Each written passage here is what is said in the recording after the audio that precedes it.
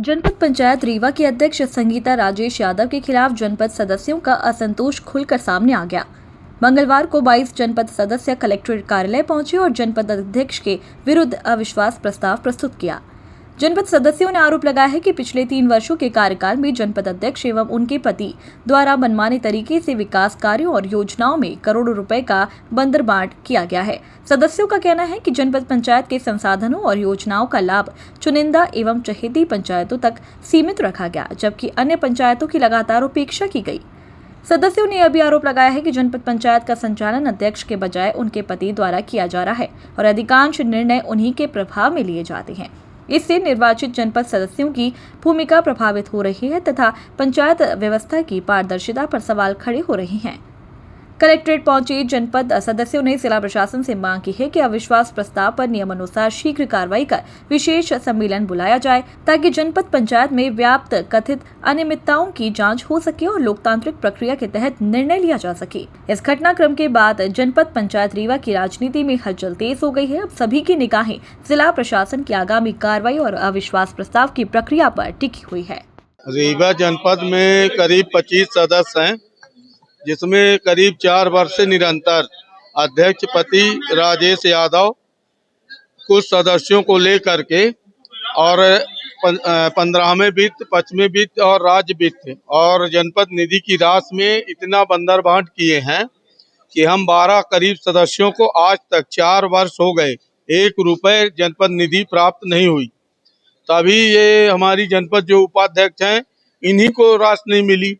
इनको इतना अपमानित किया गया राजेश यादव द्वारा कि बैठक से बाहर कर दिया गया। सभापति ये विकास चतुर्वेदी, नीरज मिश्रा और ये अर्चना शुक्ला, गीता शुक्ला लोग बाहर आके शंकर जी के सामने बैठी थी, जिसकी न्यूज भी कल चली है। तो मैं सभी सदस्यों ने मुझे भी कहा कि अब अध्यक्ष हटना चाहिए, क्योंकि शासन का मंशा है कि महिला सशक्तिकरण हो। लेकिन जनपद अध्यक्ष पति जो है, संसद जी का नाम लेकर के संसद प्रतिनिधि अपने आप को बताकर और महिला सशक्तिकरण के जगह में पुरुष सशक्तिकरण का काम कर रहे हैं।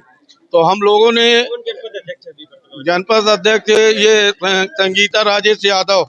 मामला एक्चुअल में ये है कि अभी सामान्य सभा सामान्य प्रशासन की बैठक थी 18 तारीख को और उस दिन क्या हुआ कि उपाध्यक्ष मैम ने ये कहा कि भाई 25वें वित्त की राशि की गड़बड़ी हो रही है, इसका हिसाब किताब सब के सामने रखा जाए, सभी जनपद सदस्यों के सामने रखा जाए और जो भी यहाँ के जनपद का खर्च का ब्यौरा है वो सब रखा जाए पूरे जनपद सदस्यों के सामने। तो सीईओ मैडम ने कहा कि आप जाओ बाहर, और मैडम बाहर निकल के आ गई। मतलब ये तो भ्रष्टाचार की एक हद हो गई कि और उनके पति का चलाना, जो कि ऐसा कोई नियम कानून नहीं है कि सांसद प्रतिनिधि जनपद में नहीं हो सकता, जिला में इतना हम लोग भी जानते हैं।